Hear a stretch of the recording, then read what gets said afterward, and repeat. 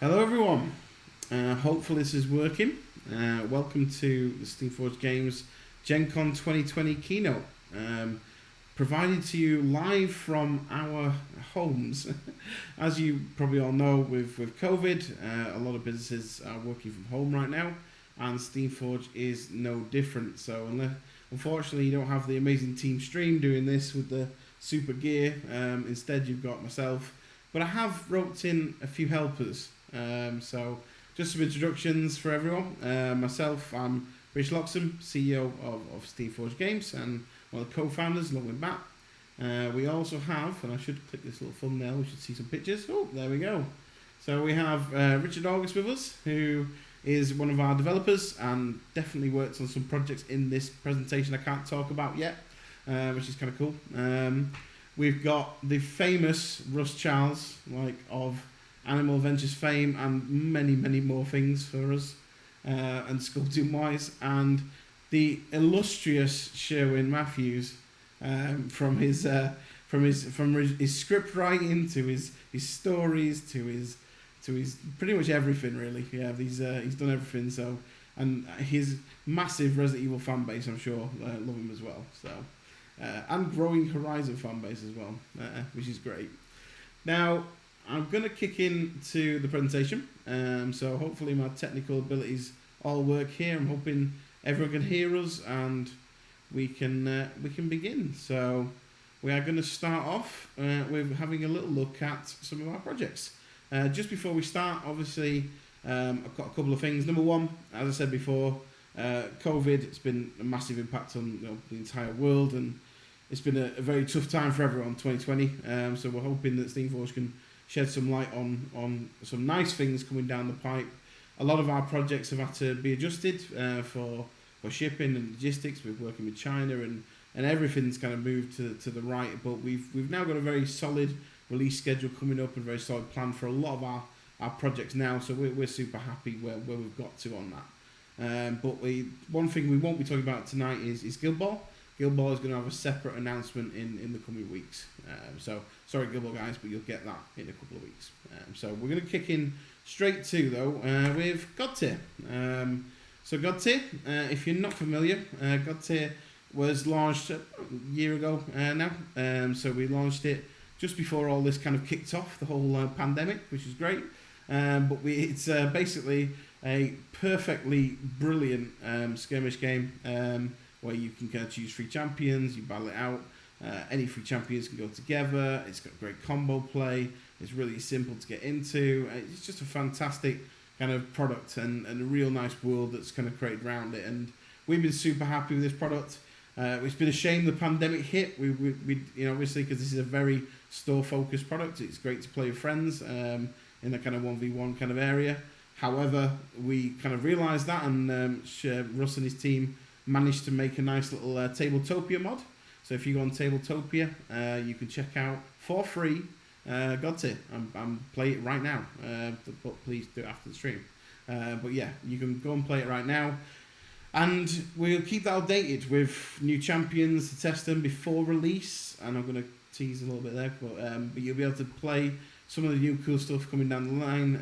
It's been really popular. It's helped during the lockdown, which is great. But now that the lockdown's easing, we're going to see Godtear start to ramp up again, because we want you guys playing this in the store, really enjoying yourselves, and just get involved in this great game. It really is fun. So I'm going to show you some new releases, and some of these have been previewed, but I want to talk a little bit about them. So the first one we're going to go with is Kira, which I do actually have the physical box here, which is kind of awesome, and these dragons are just amazing. But I'm going to pass to Sherwin very quickly to talk a little bit about Kira. Sherwin, do you want to take over? Sure. So I think, as you were saying, I think several people may have already seen Kira. She was in our display cabinet, I believe, at one of the shows we went to. We've also shown off the artwork a little while back, one of the previous SteamCons. Obviously Kira is a Slayer, but she's unlike most of the other Slayers in the game, in the sense that rather than attacking directly, or rather than having a serious impact in the same way that you would with, say, Rangosh or Sneaky Pete, Instead, you have Kira is really about marshalling the dragons, the young dragons that she has as followers, and they kind of go around and obviously tear into the enemy with tooth and claw, deluge them in fire, various different things like that. I don't necessarily want to get too far into the specific details, because obviously that's something where I think people could really have a lot of fun deep diving into over the next few days, because I believe Kira is actually coming to the Tabletopia mod. I believe tomorrow, I'm going to say. Yes. Russ seems to be nodding, so that's encouraging. Yeah. So you can actually have some fun playing with Kira on the Tabletopia mod before she's actually released, which I think is for another couple of weeks yet. But super fun. Now, in terms of the actual lore backstory for Kira, there's quite an interesting spin to her, in the sense that in our Godtear universe, all of the dragons have died long since, many ages ago. So she finds herself in a very interesting narrative position where, no one's quite sure how she's managed to resurrect these creatures. No one quite knows how they've come into being in this universe. So that's one that perhaps we're going to explore as we go forward as well. Very cool. Right, I'm going to throw you into the next one now. And you've got Jean, the Wandering Warrior, which again I've got a nice set of here, but they're pretty small because they're goblins, so I won't flash that one up. But take it away, Sherwin. What are you going to tell us about Jean? So again, Jean is another character I believe that we've shown some work of before, some artwork. I believe this might be one of the first times we've actually seen the models. I love the Golden Shrikes, her followers. They are amazing. They're such evocative miniatures. I think Russ and his team did really good job with those guys. And Jean's playstyle, she's obviously a Maelstrom, which means for those who may not be so familiar with Godtear, means that she excels at eliminating other champions' followers on the opposition. So she's really a whirling dervish who's going to sort of throw herself into the front lines, kill maximum impact, sort of hit as many enemy followers as possible, and really sort of send the score victory points shooting out the table up the ladder towards her side. Now, in terms of her place, in terms of how she actually does that, she is, as you can imagine, it's not massive damage as much as lots of smaller attacks. She's also very fast.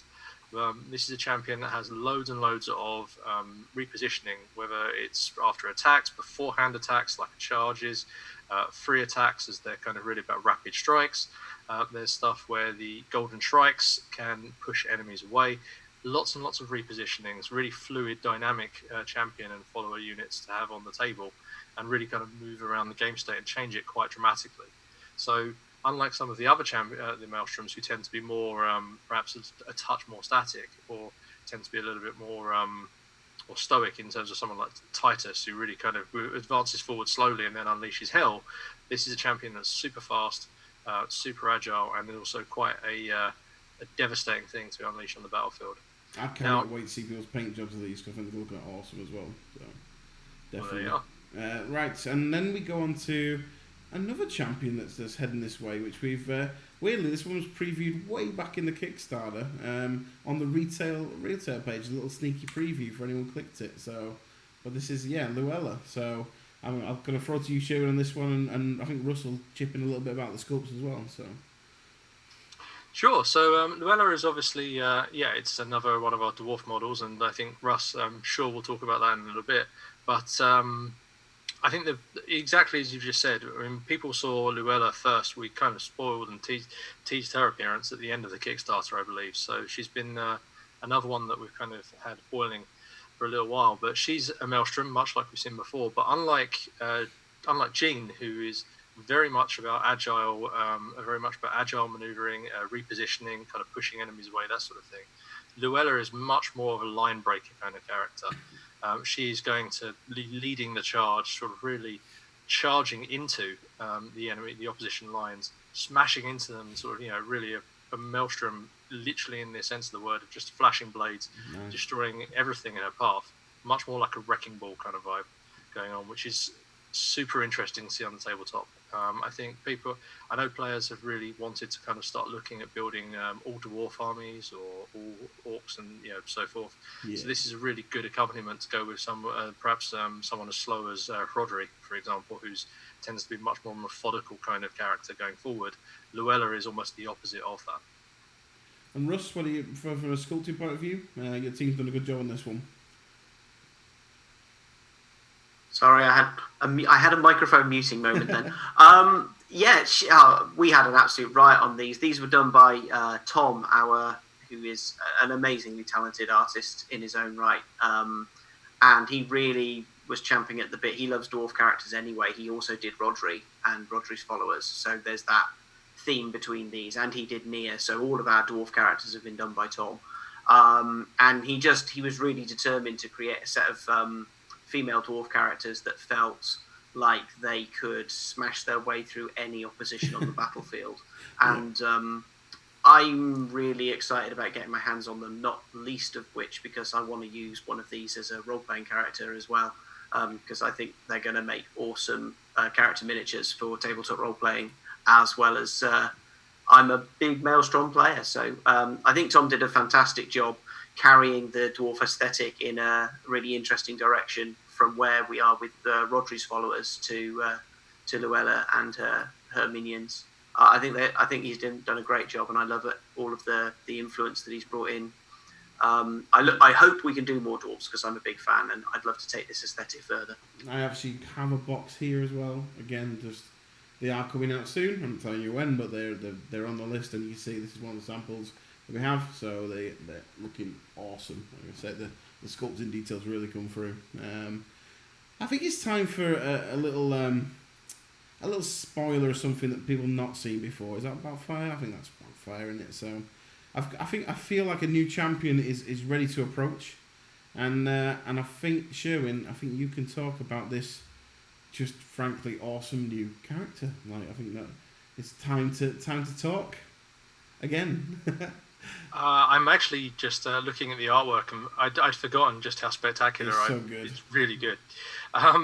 So this is Helena, the inspiration of hope. She is a really, really super interesting. How many? Do you think I could drop a spoiler of sorts here? I think you can because Matt Hart, the Spoil King's not here, so Okay. I think you can take the mantle. Okay, I'll take the mantle for a bit. Yeah. So Helena's really interesting. She is a guardian, and she's really interesting in the unorthodox way that she works, in that she doesn't actually have a banner. Which anybody who is familiar with how our Godtear works is a really interesting thing for a Guardian champion. Yeah, I like that. That's a good spoiler. Yeah. Very cool. Very, very cool. Right, we are going to jump into the next section now. So that is Godtear. Obviously, if you've never seen Godtear, little preview there. Check out Tabletopia. It is free. Go and play it now. Tomorrow you'll be able to play with the new champion. That's coming out in a couple of weeks, which is awesome. And like I said, they are in your local game stores right now. So get this stuff. You can also get it from steveforge.com as always. But we'd love you to go to our local game store partners, especially with COVID and that. They need all the help they can get, like everyone in this world. But support your local game stores. We really do believe that heavily here at Steamforged. So next section, Dark Souls. Is that a teaser? Maybe. Dark Souls, the board game, one of our most popular titles that we've had. It's been a long time, a lifetime on this one. It feels like a lifetime of products. It's been incredible to work with Bandai for so long now, and we couldn't be happier to be the champions of this product. And I think the board game is, the amount of people that have purchased this game and play it, and the feedback we get about it, as it really does highlight that Dark Souls ethos in people, which is great. Not everyone's gonna like this product, but the people that do love it, and we're so proud of that. And I think we're really happy that we're coming to the other side of the massive releases that we had from the Kickstarter. We had such a huge Kickstarter and a huge amount of releases that we can now start to talk about what the future is. And this is the very start of that future. So there's not going to be everything in here, but it's going to start to look at what we've got. And the first piece of that future, obviously, is the Executioner's Chariot. Now we've got this amazing picture that we took in our studio before we managed to get in there and do a photograph of this one. But this model, this set that's out in retail, it's very soon. Some people have landed it already because they're early on that one. It's just wicked. So not only has it got the nice Mega Boss there and the kind of the different counter levels, but you also have the minions that come with that Mega Boss. So you've got as you can see, the Skellies, and you've obviously got the Necros in the main set as well, so which is really, really cool. This one, very, very cool set, and one of the ones that wasn't not on the Kickstarter, but was previewed and teased as far as the the retail side of products that would come after the Kickstarter. So it's just great to see this finally get in shape, and it's been a long time coming, but it's a very, very cool model, and I know that people are excited about this one, and I'm sure you'll be excited about a big guy that's also due, that was previewed back in the Kickstarter days, which is Manus, and you can see they're just quite frankly awesome render of Manus. Like that, he just looks epic. And I tell you what, I've got quite a heavy box in front of me that I might have stolen earlier today from the office. I did wear my mask when I went there, I promise you. But I have the production sample of Manus. So yeah, there's my head. It's a huge box. Everyone knows me, I've got a big head. So you can see how big that thing is. And I also have the actual model. So you can see, I'll zoom in there, but this thing is spectacular. Yeah, one comes like this out of the box, no attaching pieces, all completely attached, as you can see, and it is just absolutely epic. So yeah, super happy, and I think that will round out the final release that has been previewed from the Kickstarter days.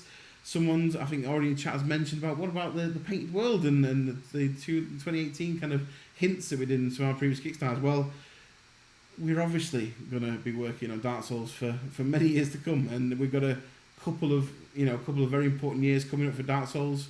We have new products arriving. I cannot talk more than that because I'll get shot, quite simply. But we have got some exciting stuff and some real refreshing updates to our ranges. So I think people are going to be excited.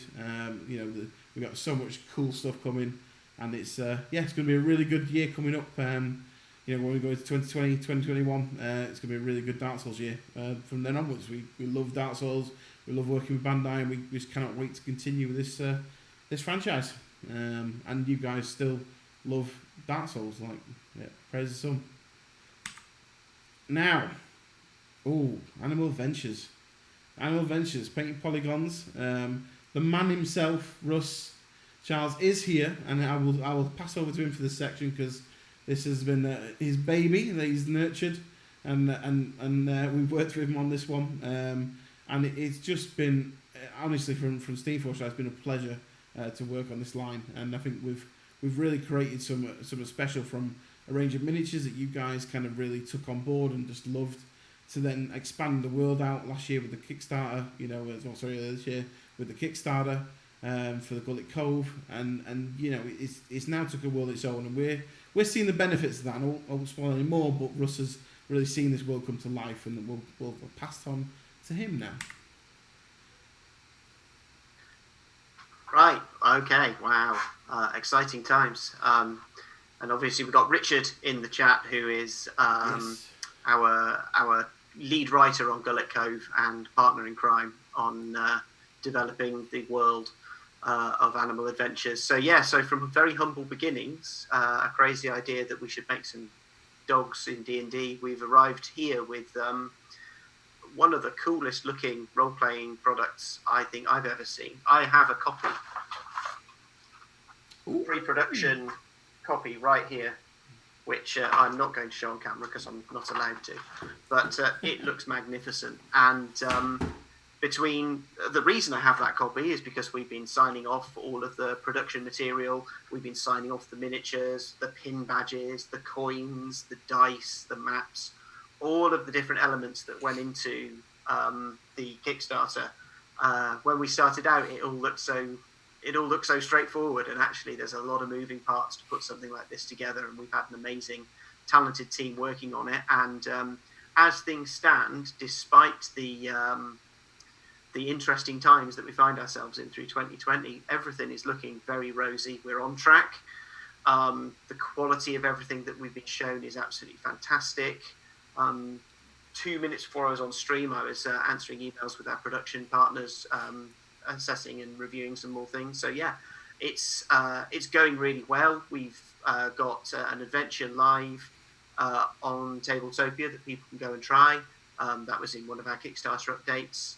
And we've got lots still to come, but the current progress of Gullet Cove, it's looking very, very promising. It's looking like we're all on track, on time. I don't think we could be in a better spot right now, to be honest. It's really good.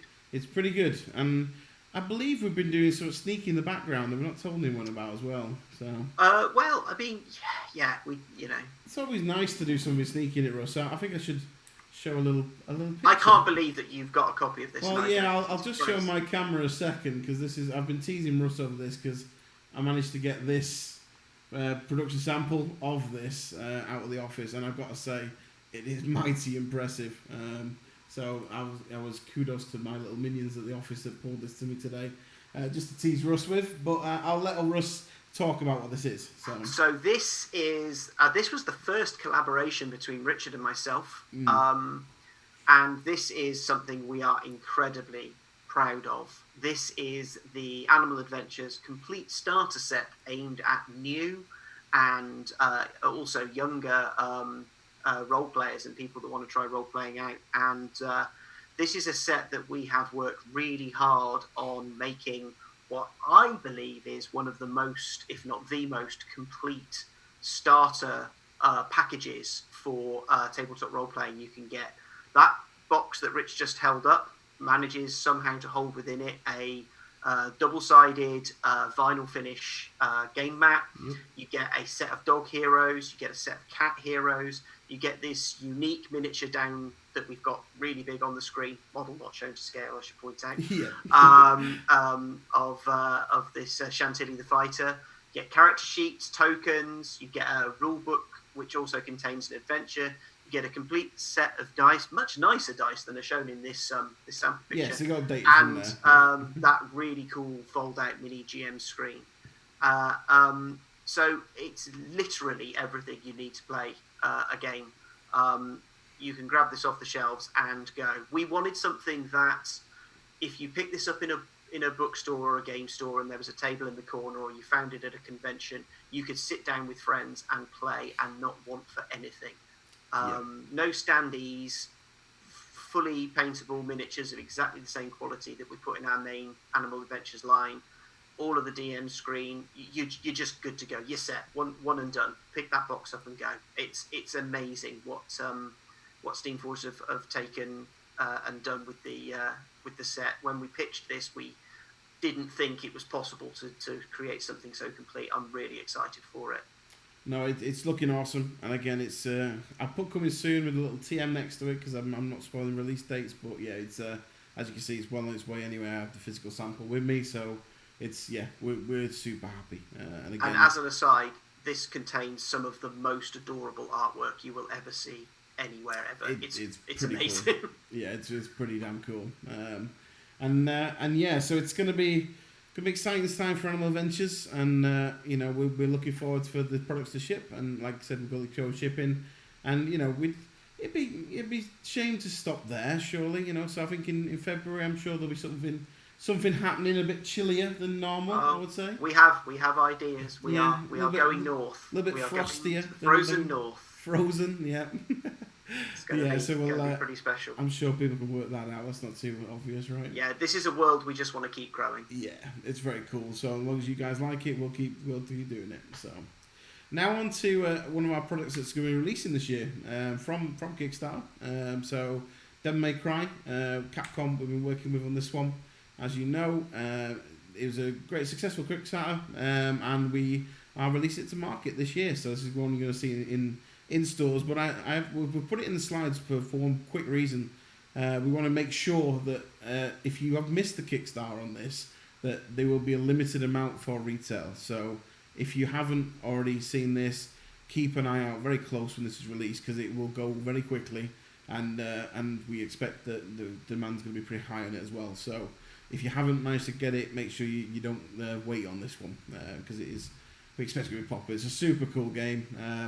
I wish Jamie Perkins was with us, because he did a lot of work on this project and talk in detail about this. But I'm sure on the run up to release, there's gonna be some more blog posts about it and what's happening. Just on that note, if you haven't already, sign up to our newsletter. It's the best place to get all our information. A lot of the GenCon stuff that we're talking about today will come out through that as well, alongside our regular updates. So about the range of products we do, and yeah, just it's well worth doing. And I'll do the old we never do on YouTube. The like, subscribe, press the buttons and point somewhere. But you absolutely should, because we do some really cool stuff. I mean, Matt Hart, my counterpart and my partner in crime, has been working with Sherwin on the Resi playthroughs and doing these amazing paint streams and various other things during lockdown to keep you all busy. But we're going to continue keep pumping through some awesome content, especially with the Horizon stuff that we did recently as well with Gorilla. It was just amazing. So, and I'm that fun of job painting. I cannot wait to see that finish. So, if you haven't already, check subscribe to YouTube. Makes a big difference, so you can see our content and keep us involved. Now, I'm excited now. Okay, I know I can hear Matt on the other side. Unfortunately, he couldn't be with us tonight, but I can hear him now, feeling that we're going to announce the first of a new product range that we've got coming up. And I'd hold your monitors close and keep them, make sure they're stable, because this logo is striking, I would say. I think it's a fair word to say. But we have a brand new product range called Epic Encounters.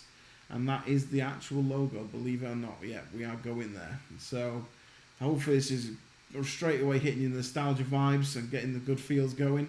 But yeah, Epic Encounters, it's a brand new product range from us.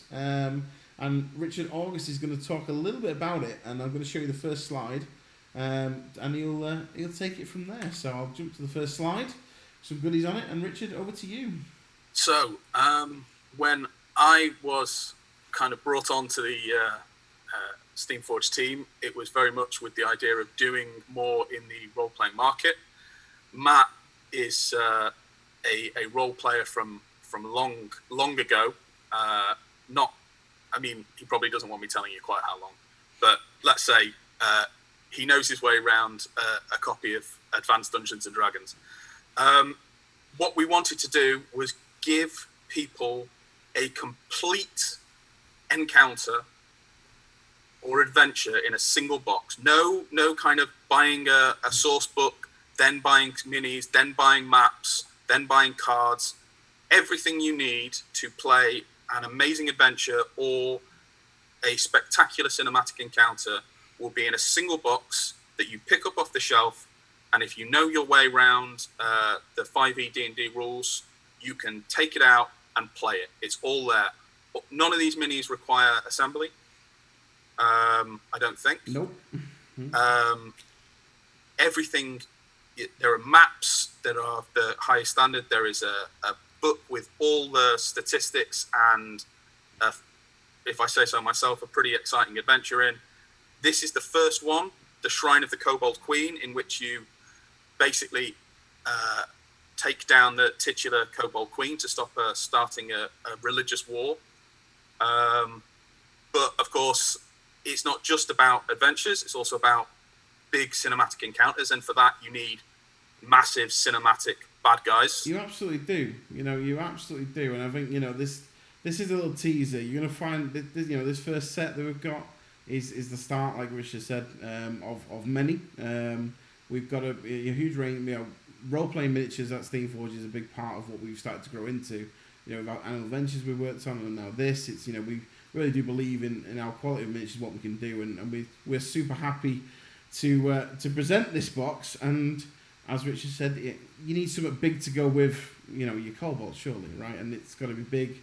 And it's got to be flying, surely.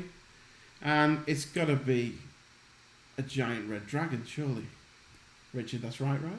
That is, it's the only possible giant bad guy you could put with kobolds, really. Yeah. And when I say giant, this miniature is massive. I think it's a 4-inch base. Yep.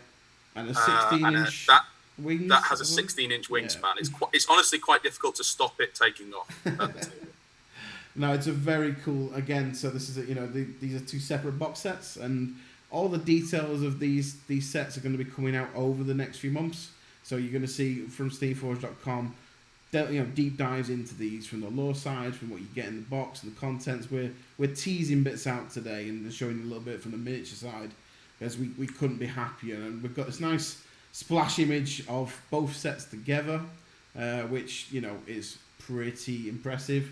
We know at Gen Con there's a ton of D&D players, so hopefully this will be exciting to you guys. It's we've really spent a long time on building this Epic Encounters world and what we want from it. And as Richard said, it's all about being D&D players and what we want from that experience, you know, and I think this really is going to set the bar for us and hopefully for you guys to really, you know, up the representation on the board, especially because, you know, the popularity of D&D right now is just soaring, absolutely soaring. So, you know, we want to help be a part of that and help you guys realize your adventures and help create cool and awesome experiences.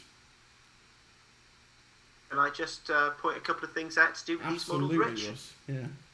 Fantastic. So everyone who can see this on the screen, I'm sure you can appreciate that, you know, we have poured a lot of character into this crazy gang of kobolds, and we've had a blast. Our whole sculpting team.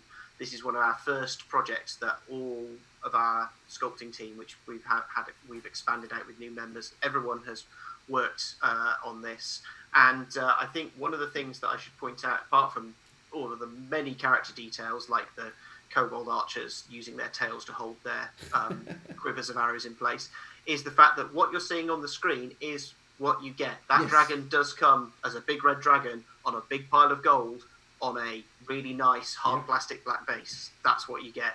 Those kobolds do come on those hard plastic black bases. These are really, really premium miniatures that we're putting out. Yeah, no, honestly, I think, look, we're so happy with it, and we could go on for hours of talking about this, but honestly, you guys are going to be blown away when you see this in real life. And I wish we were at Gen Con, because we do have a pre-production samples, and Matt's got them in his house, coveting them at the moment, so I can't show you on stream. But you know, usually have them in a display cabinet on show for you, but unfortunately we can't this year, which sucks. But you're going to get to see all this real soon. Speaking of new lines, we also have a new license product that's going to be coming very soon. Peaky Blinders. I'm so happy with this one. So yeah, we are working on releasing a card game set in the Peaky Blinders IP. So we're super happy to work with Endemol on this one. And yeah, it's going to be coming soon. Like everything, I'm not going to confirm some dates today, but yeah, it's really cool. There's going to be press releases that actually started flying around the public now if you have a little search. Detailing a bit more about this and what kind of card game it is and what kind of style things you do in it. But imagine bluffing and that kind of alike, and you'll get a real good feel. It really does represent the Peaky Blinders world. So we've got an exclusive partner in the UK that's going to be distributing this for us as well, which we're super happy at. And yeah, it's going to be a really cool new product, and really cool to have a TV license to work on, which for just expanding our horizons as always, which we like to do. And then finally, I've run over slightly, but I've got one last slide, and I couldn't put any teasers on this slide apart from, and I promise you the meme is not a teaser, it is a meme. But we have two kind of things we want to announce now, and they're going to be announced very shortly, which is the first one, a brand new IP that the Steamforge are working on, and it's going to launch on Kickstarter in Q4. So it's a brand new one that is, I can't say anything. It's really annoying. I want to say so much about it, but I can't. It is amazing, and I think again our fan base is just going to love it. You know, it's in the style of products we like to make. It really explores some new territory though that we were exploring. So you guys are going to love it, I think, and you're going to see that content and that information about it really start to come out soon and ramp up into its launch later this year. And I know that the team just can't wait to show you about that as well. And the one I even tried to find some silhouettes, and I thought, well, can I do some little sneaky previews on here? But I couldn't preview them on here, so because it just gave it away. And the big one as well, and I say something huge, is coming next year. And we again will be announcing that pretty shortly of what it is. And again, I couldn't show any teasers because it would just give it away. But we are absolutely over the moon with this one. And again, we're working, both of these titles we've been working on for at least a couple of years behind the scenes, so they've been a long time coming. So we can't wait for you guys to see this new stuff. I just saw it quickly in chat, comment of Gears of War. Gears of War is absolutely coming. Obviously with the COVID stuff, we just pushed it back a little bit because we want to make sure we get the right launch window, but the card game is absolutely still coming, like we've announced earlier this year. So, and that takes us to the end of the presentation. We've got a few minutes now for any questions in chat. I'll just see them pop through. If thank you for you guys for joining me for this one as well. So I really do appreciate it. But any burning questions? I've got a couple of minutes now, probably 5-10 minutes, just to go through anything that I can answer. I can't promise you I can answer everything, but anything would be good. So yeah. And the chat goes quiet. No, we've got a delay, so I'll wait a second. No, we've got to wait 30 seconds. 30 seconds. I hate this. The delay's always a pain, isn't it? So, first question in about Guild Ball, any Guild Ball news. As I said at the start of this presentation, if you missed it, we're doing a separate update and announcement on Guild Ball in the coming weeks. Redline. Still, we've not had any developments with Redline yet. Again, COVID has kind of changed a lot of our plans and had to adapt things, so we'll see where we end up with that one.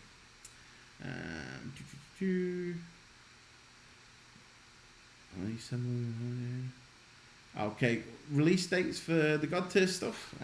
So as we said, Kira is coming out in 2 weeks, and the other two you will see by Q3, Q4. So they are going to be out this side of Christmas. So.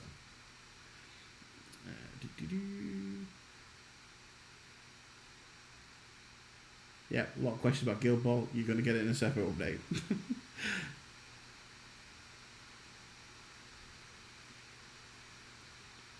Horizon Zero Dawn, when are we going to see the next playthrough video? Shim, do you know on that one? Generally when we can pin down Matt, for the most part, but I'm sure that'll be coming fairly soon. I know he and I are both very, very excited to carry on going. We're having a lot of fun so far. For those of you who have been watching, my Nora Hunter is rapidly reaching the point where I think I've just got the next encounter now. Yeah, I think as well with the last one to Matt, I shouldn't have helped him quite as much as I did. So. Now we're gonna hopefully with the offices starting to open back up soon, stuff like that. We'll be able to ramp up on some of our content there as and when we can as well. But we did, as I was saying before, we had a flood in the office, not alongside the whole working from home piece. So it's been a bit of a disaster getting back in there, but we will do as soon as we can. Dark Souls, are we going to update the rules for Dark Souls? Because we've obviously seen a lot of fan-made rules, things like that. As I said before, we've got some exciting new products for Dark Souls being released, and when we can release new products, we can always look at how to always enhance the range. I think that's the best way of saying that. I think more Godtear champions in Tabletopia. I believe the idea around this, Russ, and correct me if I'm wrong, is we'll cycle them through because of the limits on Tabletopia. Is that right? Yeah, that's correct. We're due. I think it's we were gonna let the Kira mod play out, so a couple of weeks of that, and then we'll do our next rotation. Yep. Price point on the Cobalt miniatures. I can't talk about. I've been banned to talk about the price points on the Epic Encounter stuff. But let's just say no one's going to be sad. Let's put it that way. You're going to be surprised more than anything, I think. Any more Dark Souls card game expansions in the pipeline? I can't say. Okay. Any plans on a full RPG based on one of your IPs? We've been talking about this for a while. I think the first foray we've done, obviously, is the working with Russ on the Animal Ventures piece has been the first, and we've really enjoyed that experience. So I wouldn't rule anything out, and let's see where 21-22 leads us.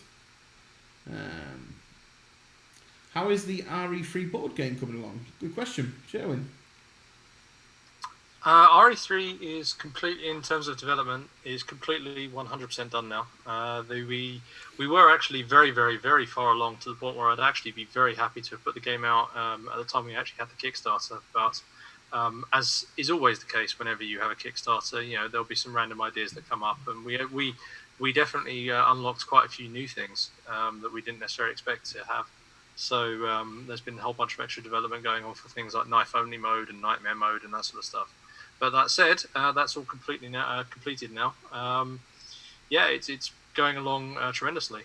In terms of everything else, we're having all sorts of fun chatting to the guys at Gamer Trays about making some really, really awesome inserts for that. So, I'm super confident that I can't wait to play more Resident Evil 3 basically with people. It's going to be awesome. I think Matt and I hopefully can start perhaps even teasing some streams of it sooner rather than later. Awesome. We also have How many different sculpts are there in the Cobalt set? It looked like there's a huge amount of different sculpts to my eyes. It's a good question, Russ. I would have to double check, but it is a lot. There's something like, off the top of my head, 14, something like that, completely unique designs in that box. But there are multiples of each of those models as well, so it's not that you get 14 miniatures, it's that there are a lot of different types of model, and then you get more of several of them. And that's something that's true across the whole of the Epic Encounters range, and will continue to be. Oh, he's dropping the spoilers. There are other boxes coming, and there are some models and adventures in there that are mind-blowingly amazing. I'm not going to lie. Stop him now. I'm not going to lie. From the sculpting team's perspective, Epic Encounters, from a pure, the joy of sculpting perspective, might be the best thing we've ever got to work on. Everyone says that on every project. You're very welcome, Russ. Yeah. Will we see the Eternal Grey campaign system for Godtear? The answer is yes, we will see it. This is not an excuse, but a COVID one. Obviously, we've organised play with Godtear. It is aimed around getting people to local game stores and play in there. And with COVID, it just wasn't right for us, and with the lack of, the events not going on, to launch that pack. So we have pushed that back. As stores are now starting to open back up, and we're seeing that happen, we're keeping a watchful eye on it. But when we're confident that organised play can return safely, and that's really important, safely, among people, because at the end of the day that is most important for us, then we will, that pack will see the light of day.